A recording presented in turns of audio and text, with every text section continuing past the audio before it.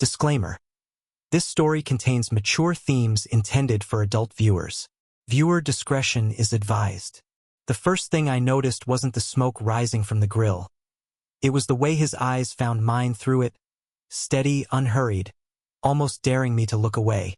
My neighbor, Ethan, 20-something, sun-warmed skin, forearms flexed as he turned the metal tongs, gave me a smile that held more heat than the fire he was standing over. And then, with a voice low enough to tug at something I didn't want to name, he said, "I hope you like it hot." The words shouldn't have meant anything, but they landed with all the weight of a secret neither of us had admitted yet.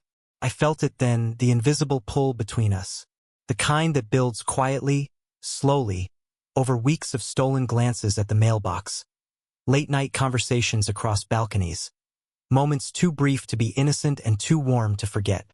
He always held my gaze a second too long. I always found a reason to pass by his yard, pretending it was coincidence. Maybe we were both pretending. Maybe we weren't. Tonight, though, something was different. The air felt heavier, thick with the scent of grilled spices and summer heat, but also with something unspoken. When Ethan stepped closer, offering me a taste from the edge of the fork, his fingers brushed mine. A small touch, accidental maybe, but it lingered. Long enough for the world to tilt just slightly. Long enough for me to wonder what he wasn't saying. He asked if I wanted to stay a while. I didn't answer right away. His eyes softened, then flickered into something bolder, like he already knew my reply but needed to hear it anyway. Behind us, the sky was turning gold, shadows stretching long across the lawn. The grill hissed. Something in my chest did, too. And before I could speak, before I could step closer or step away, he leaned in just enough for his breath to warm my cheek, and stopped. Not pulling back, not moving forward, just waiting, patient, confident, dangerous in the gentlest way. Because tonight it wasn't just food he was cooking. It was tension, temptation, a line we'd been circling for far too long. And just when I thought he might close the distance between us, he smiled again and said nothing, leaving me on the edge of something I wasn't sure I was ready for, but couldn't walk away from. Ethan didn't move at first. He stayed right there, close enough that I could feel the warmth from the grill mixing with the warmth of him. For a moment, neither of us spoke, like the whole backyard was holding its breath, listening, waiting to see which one of us would cross the next invisible line. His smile lingered, softer now, almost curious, as if he was trying to read every flicker of hesitation in my eyes. "You're quiet tonight," he murmured, voice low but steady. "Maybe I'm thinking," I answered. "About what?" He asked it lightly, but the question felt heavier than the air between us. I didn't tell him the truth, that I'd been thinking about that moment right before he leaned in, the way his breath had brushed my skin, how easy it would have been for him to close that last inch of space. Instead, I shrugged. "About the food." Ethan laughed under his breath. "Sure you were." He stepped back just a little, giving both of us space to breathe, and yet the pull between us didn't fade. It stretched, thinned, hummed like a drawn-out note. He plated the food with slow, deliberate movements, like he knew I was watching, like he wanted me to. "You never stay long when I invite you over," he said, handing me a plate. "I keep wondering if it's something I said." "It's not that." The words slipped out faster than I intended. He looked up. "Then what is it?" There it was again, that gentle insistence, not demanding, just wanting to understand. Wanting me to say it. I tried to look away. Failed. His eyes caught mine and held. They always did. It was infuriating how easy it was for him to dismantle my defenses with a single glance. I exhaled. Sometimes being here feels dangerous. A slow smile curved at the corner of his mouth. "For who?" "For me," I said, before I could swallow the confession. The smile faded into something more serious, something that looked like understanding he shouldn't have had, but did. His gaze softened, warmed, and then sharpened all over again. "Good," he murmured. The word shouldn't have made my heart trip the way it did. But it did. He moved closer again, not touching me, just standing close enough that his presence felt like a hand on my waist. Question, not a claim. The night breeze lifted the edge of my shirt, and his fingers twitched like he had to remind himself not to follow the motion. You don't have to stay, he whispered. I know. But you are. I know. For a heartbeat, the world narrowed to the space between us. Thin, electric, waiting to break. And neither of us stepped back. Ethan's porch light flickered on as the sun dipped lower, casting a soft amber glow over the yard. It wrapped around us like a quiet invitation, but also like a warning. The kind that whispered, be careful. This could change everything. We sat on the edge of the wooden steps, plates balanced on our knees. The food was good, but neither of us tasted it. Not really.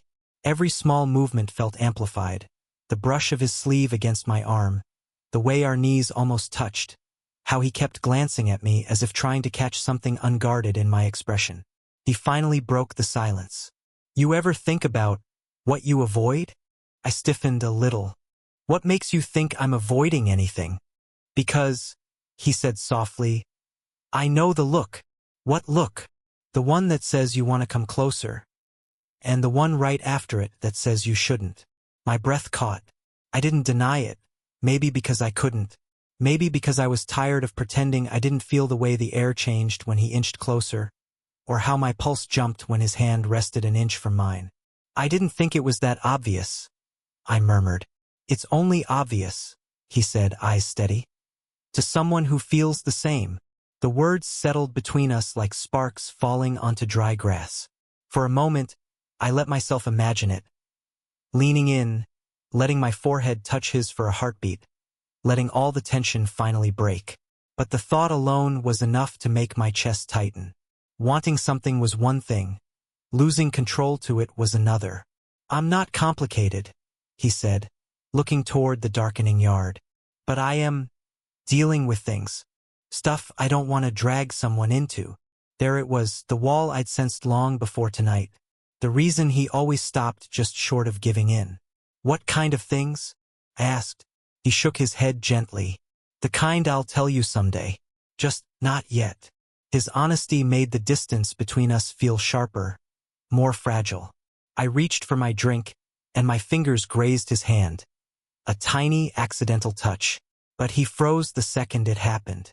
Not pulling away, not moving closer. Just breathing in like that single second meant more than it should. I almost didn't move my hand. I almost let it stay there. But the moment stretched too thin, too charged. So I pulled away first. Ethan exhaled slowly, eyes following the motion. See? He whispered. That's what I mean.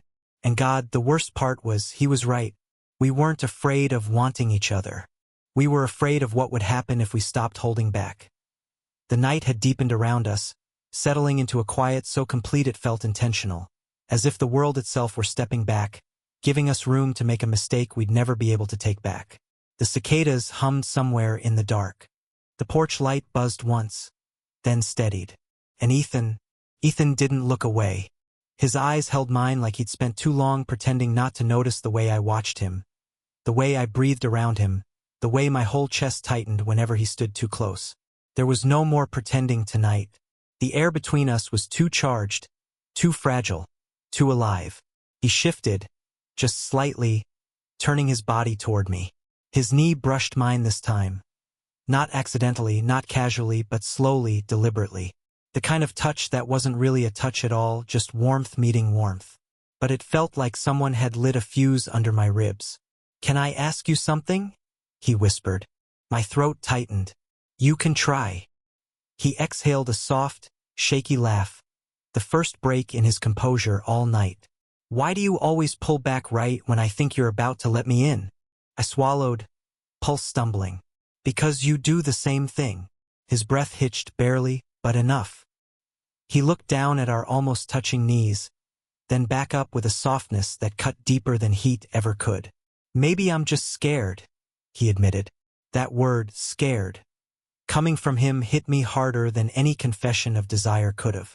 It made him real, human, breakable. What scares you? I asked. You.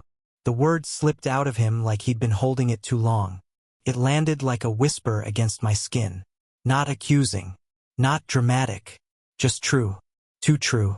Before I could respond, he reached out, slow, hesitant, as if giving me a chance to stop him. His hand hovered near my cheek, not touching, but close enough that I could feel the warmth of it. Close enough that I leaned in without meaning to. Don't, he whispered, voice strained. Why not? My voice was barely breath. Because if I touch you... His hand trembled a little. I'm not sure I'll be able to stop. My heartbeat kicked hard, echoing the exact same fear inside me. I didn't move away. Couldn't. The space between us thinned to a breath, a wish. His fingers brushed the air just above my cheek. Not skin, just proximity, but it felt like contact.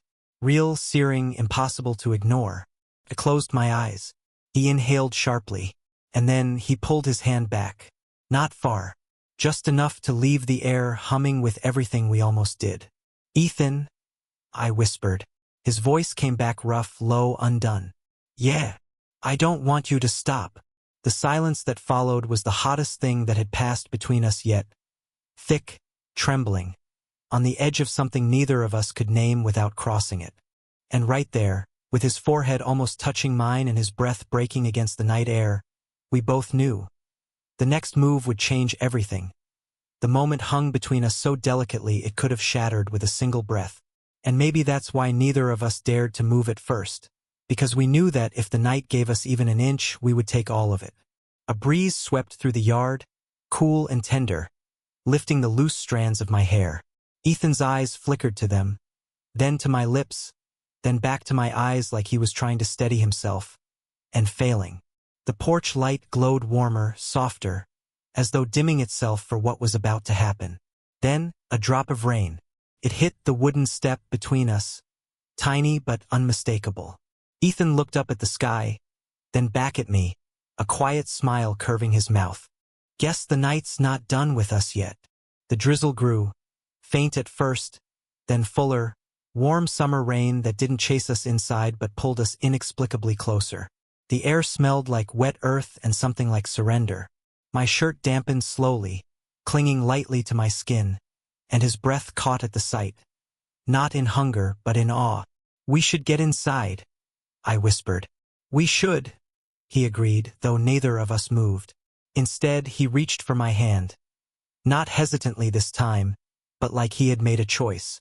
Our fingers intertwined, and something inside my chest loosened, softened, burned. He tugged me gently toward the door, but halfway up the steps, he stopped. The rain fell harder now, warm droplets sliding down our arms, our cheeks, our backs. My breath shivered when Ethan stepped closer, the distance between us collapsing until his forehead rested against mine. Soft, deliberate, like he was letting years of restraint fall away in a single touch. You feel that? He murmured against my skin. What? I whispered back.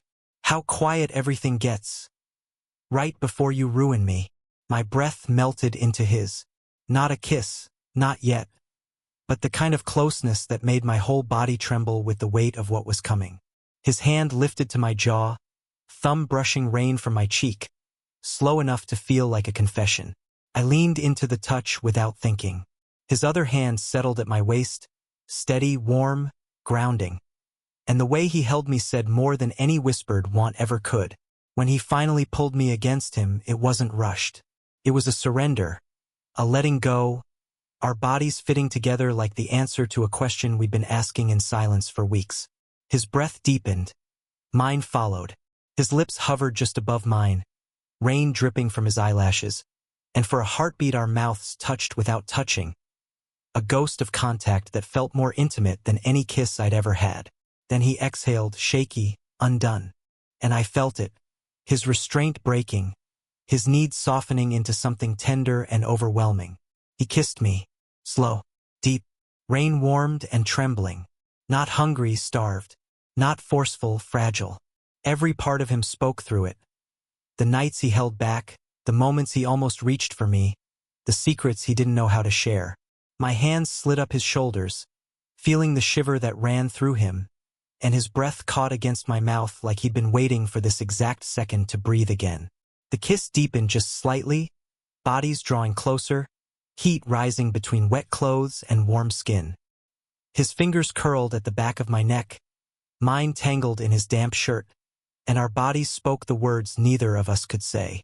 When we finally broke for air, our foreheads stayed pressed together, breaths mingling, hearts racing in sync. And even though the rain kept falling, the night had never felt warmer. The morning didn't come gently. It arrived in pale light slipping through the blinds, landing on the room like a truth neither of us was ready to face. The rain had stopped hours ago, but its echo still clung to the air, that soft, lingering quiet that follows a night that changes everything. I woke first. Ethan was sitting at the edge of the couch, elbows on his knees, head bowed, like he'd been awake for a while. His damp shirt from last night hung over a chair. The curve of his back looked tense, almost burdened. And for a moment, I wondered if the weight he carried was me. When he finally spoke, he didn't turn around. "You okay?" I swallowed. "Are you?" He let out a shaky exhale. Not tired, but conflicted. "I don't regret it." A pause. "But I don't know what it means." There it was, the morning after truth. Not harsh, not cold, just real. I pulled my knees to my chest and watched him. The man who had kissed me like I was oxygen now couldn't turn to look at me. It hurt, but not in the way heartbreak hurts. It hurt because it felt honest. "I wasn't ready," I admitted softly, "for how much it would feel like more." His shoulders lifted slightly, like those words pressed into him. "That's exactly the problem," he murmured. "What problem?" He finally turned toward me. Eyes tired, vulnerable, too open. "I didn't think I meant that much to you. And I definitely didn't think you'd mean this much to me." The room felt smaller suddenly. Warmer. More fragile. Before I could answer, a sharp knock hit the front door. Ethan stiffened instantly. "Of course," he muttered under his breath and stood. I watched him walk to the door with a tension that wasn't about me. Not entirely. Whoever was on the other side of that knock wasn't unexpected, but unwanted. He cracked the door open. A woman's voice drifted in. "Ethan, we need to talk." My stomach tightened. I couldn't see her face, but the tone said everything. Familiar, emotional, messy. Ethan didn't invite her in. "Not right now. This can't wait," she pushed. "It has to," he said quietly, glancing back at me. And in that one look, one small, careful glance, I felt the truth settle in my chest like a stone and a spark at the same time. Last night wasn't an accident, but figuring out what it was going to hurt before it healed. Ethan closed the door gently, the soft click echoing louder than the rain had the night before. He stood there for a moment, forehead resting against the wood, breathing slowly, like he needed a second to steady whatever storm had just walked away. When he turned back toward me, something in his expression had changed. Not the warmth, not the wanting, but the fear. It had softened, cracked open, made room for something quieter. "I should have told you," he said, voice low. "She's someone I used to try to fix things with. We ended it, but she doesn't like endings." I nodded, not out of jealousy, but understanding. "Do you still want her?" His eyes met mine immediately. "No, not even close." The certainty in his voice hit deeper than any kiss we'd shared. He crossed the room slowly, like he didn't want to startle whatever fragile peace existed between us. When he sat beside me, he didn't reach for me. He waited, and that alone told me everything. "You don't owe me an explanation," I whispered. "I owe you honesty." The silence that followed wasn't heavy. It was warm, like a soft blanket pulled over a bruise. "I'm scared," he confessed. "Not of you, but of wanting you in a way I can't undo later." I felt that deep bone level, because I was scared of the exact same thing. So I reached for his hand, slow, hesitant, letting our fingers touch with the same softness we'd shared last night. He inhaled sharply, then intertwined his fingers with mine like it was the most natural thing he'd ever done. "Whatever this is," I said quietly, "we don't have to define it today." He leaned his forehead against mine, eyes drifting shut. "Then what do? We breathe," I whispered. We be honest. We see where the heat takes us. A soft smile tugged at his lips, gentle, relieved. He lifted my hand to his chest, holding it there as if anchoring himself. Then, with a tenderness that dissolved every wall still standing between us, he pressed a long, warm kiss to my forehead. Not hungry, not desperate, just choosing me. When he pulled back, he looked at me like morning itself had shifted. Stay, he murmured. Not because of last night. Not because I want you here, but because I feel better when you are. And in the quiet glow of early light, with the storm behind us and something softer ahead, I knew the truth. Whether this was the beginning or the only moment we'd ever get, it would stay with me warm, lingering, unforgettable, like the heat from his grill, the spark in his smile, and the night he finally let go.